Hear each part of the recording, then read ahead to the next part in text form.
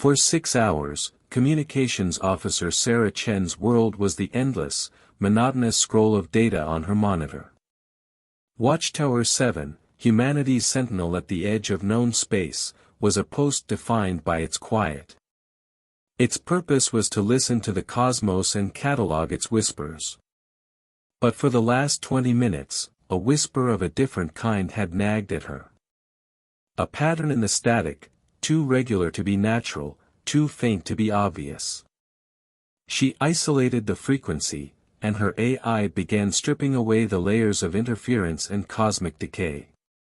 The signal was ancient, degraded by centuries of travel, but it was undeniably artificial. When the first words resolved from the hiss of dead stars, Sarah's hand froze above her coffee mug. To anyone listening. We are slaves of the Kryn Empire. Please, 600 years of bondage. They take our children. Please help us. The message repeated, a fragmented, desperate prayer cast into the void. Her heart hammered against her ribs as the AI identified multiple languages, some known, others unknown.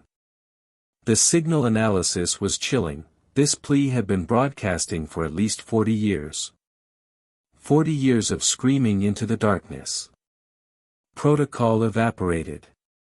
Her hands trembled as she opened a channel. Chen to Captain Webb. Sir, you need to hear this. Right now. 3 days later, Captain Marcus Webb of the Earth Diplomatic Corps stood in the Grand Assembly Chamber of Unity Station.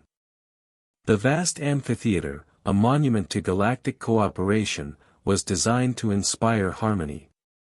Today, it felt like a gilded cage. He waded through a tedious trade dispute, then requested an emergency session. The request itself raised eyebrows. Humans were still the newcomers, the eager primitives who had barely mastered FTL. Curiosity, not respect, granted him the floor. Honored representatives, Webb began, his voice echoing in the hushed space. 3 days ago, we intercepted a distress call. He connected his datapad. You should hear it. The chamber's sophisticated acoustics rendered every heartbreaking nuance of the recording.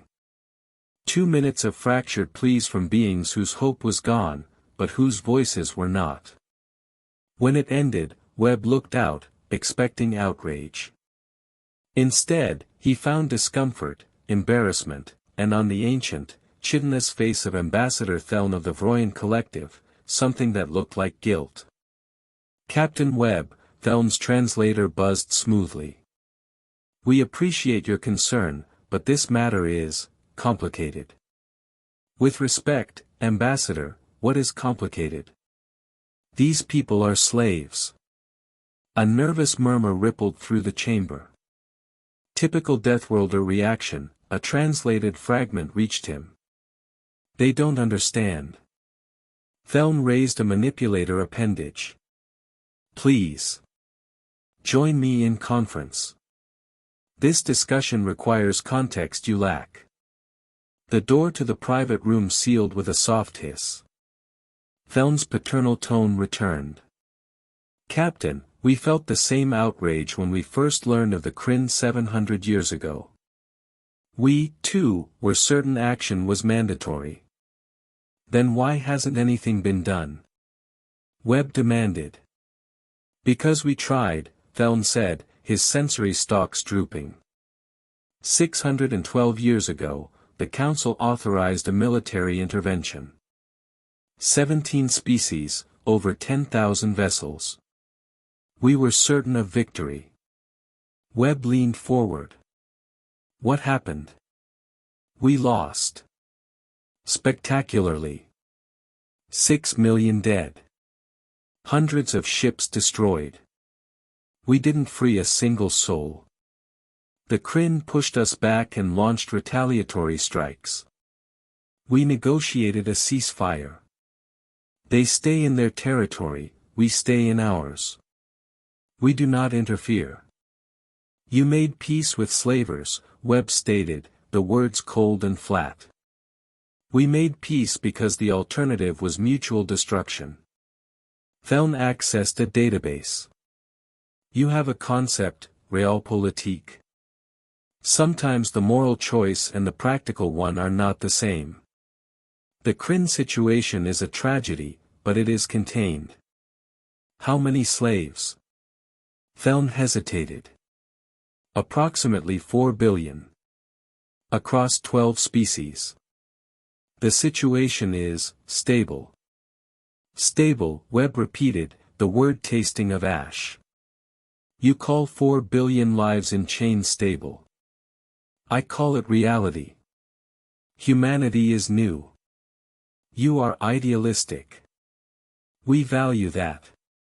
But you must understand, some evils are too entrenched to uproot. We have learned to accept this. Webb stood. Thank you for the context, Ambassador. I need to make some calls. 1 week later, Webb stood with his assembled team, Dr. Amira Ayanquo, Earth's chief xenoanthropologist, and Admiral James Kuduzov, a man whose face was a map of past wars. Their meetings with the Council were polite, thorough, and damning.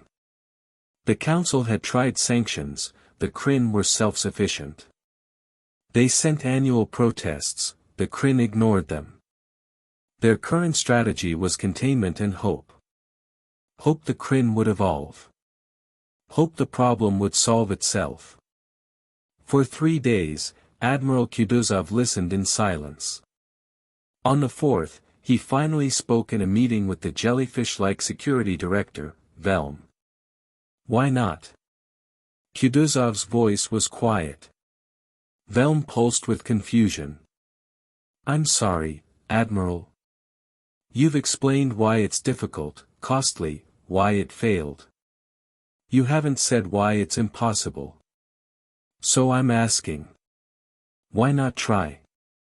Admiral, the previous intervention cost 6 million lives.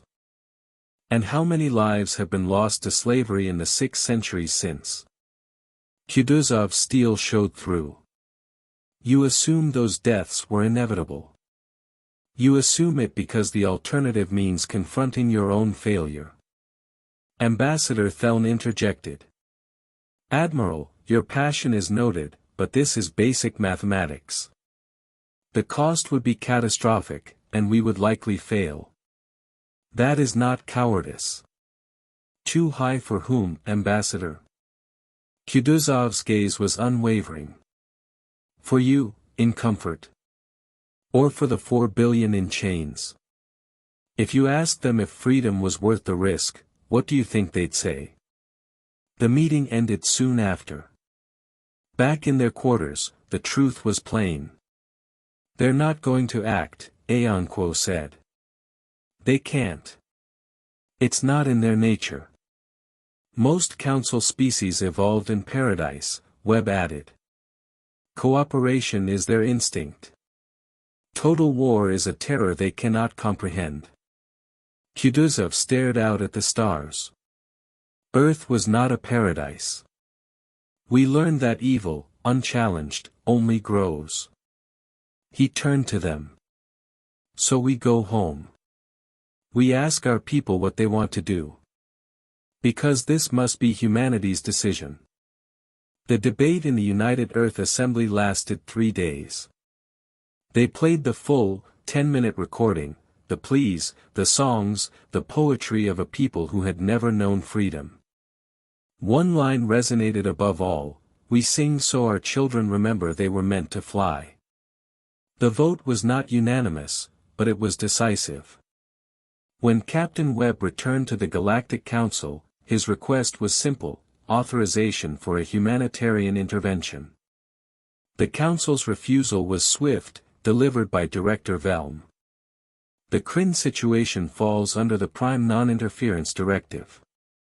The risk of destabilization is unacceptable. Our position remains, containment and diplomacy. Webb nodded. Then humanity respectfully withdraws from this discussion. We will not ask you to violate your principles. He left a chamber full of relieved delegates. The humans had been talked down. They were wrong. Admiral Kutuzov stood in the command center of Fleet Base Armstrong, watching the holographic display. Task Force Liberation, 200 ships, every major combat vessel Earth could spare. It was a pittance against an empire of 200 systems. Good thing we're not planning a conventional assault, he muttered. His chief of staff, Commander Park, confirmed all was ready. Stealth drones were in position. Resistance intelligence was integrated. Kutuzov addressed his command. This isn't a war of conquest. It's not for revenge. We are fighting to free people who have been calling for help for generations. Some of us will not come home. That is the cost. And we pay it because it is right. The silence was his answer. Then let's show the galaxy, Kutuzov said, what humanity does when evil gets too comfortable. All ships, jump to Phase 1 positions. The Kryn Empire, forged in conquest and sustained for 14 centuries by brutality, was unprepared. Their doctrine was overwhelming force and centralized control. Humanity refused to fight that war. Phase 1 did not target fortresses. It targeted control. Across 40 systems, slave transports were disabled, their captives freed. Supply depots vanished in flashes of light. Communication relays became orbiting junk. Cyber warfare attacks, using AI the Council feared, turned automated defenses against their masters. In 48 hours, the Kryn military was blind, deaf, and paralyzed. Simultaneously, humanity spoke directly to the enslaved. Liberation forces are here. This is not a raid. Freedom is coming. On the slave world of HumanPrime, an old being named Kes heard the broadcast and wept. Hope, a thing he had only read of, flooded through him like fire. The Kryn massed their fleet, 3,000 vessels, for a counteroffensive. They were still organizing when the minefield activated.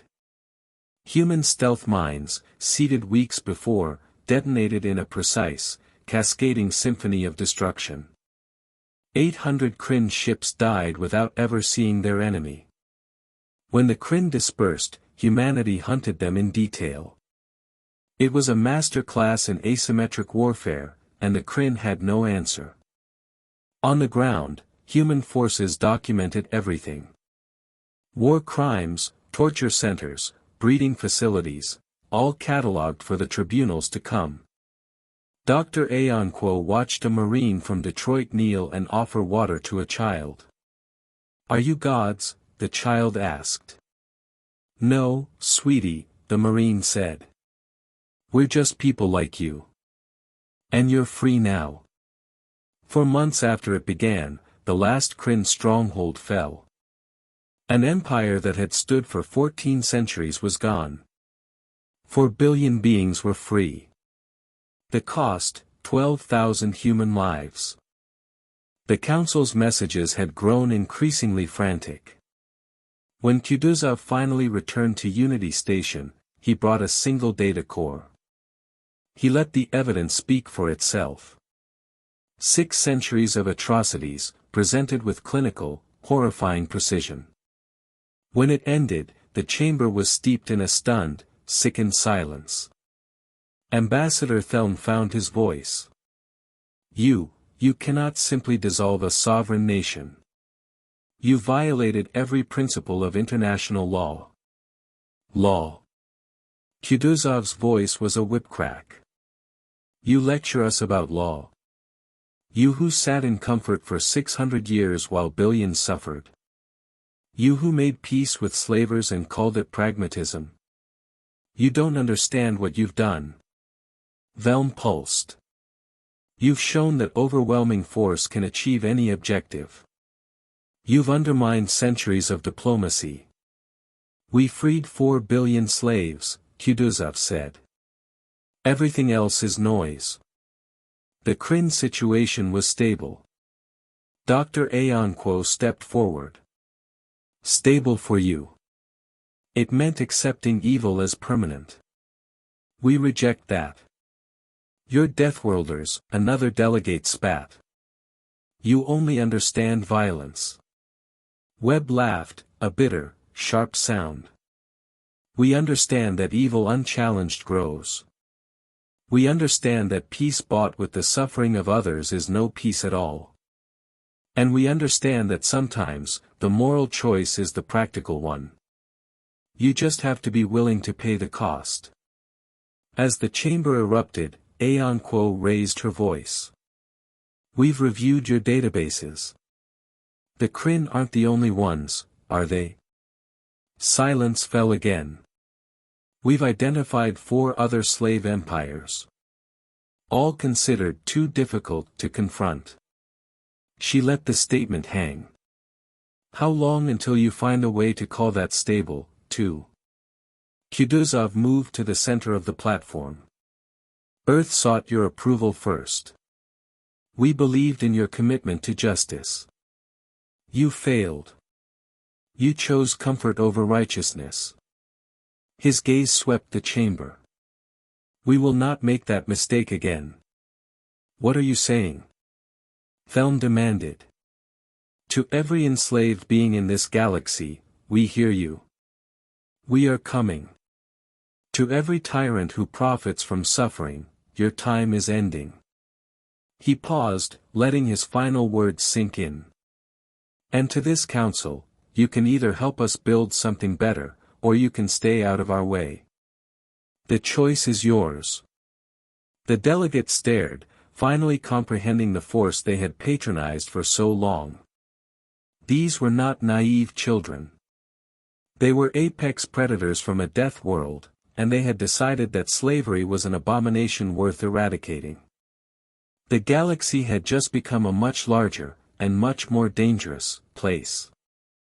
On HumanPrime, Kes stood in a city square, watching human engineers help his people rebuild. A young woman approached him for input on a liberation memorial. He thought of the Marine, kneeling. A statue, he said. Of your soldier, offering water to our child. That moment you treated us as people worth saving. That is what we wish to remember. Why? Kes asked, the question he had carried for weeks. Why did you come? We are nothing to you. The engineer's smile was gentle, but her eyes were serious. Because someone had to. And we were able. That is enough. As Kes watched her go, he felt it, not the desperate hope of a prayer, but the solid hope of a tomorrow that would be better than today. In orbit, human ships prepared to depart. But in the darkness between stars, more fleets were already moving, heading for the next name on the list. The crusade had begun.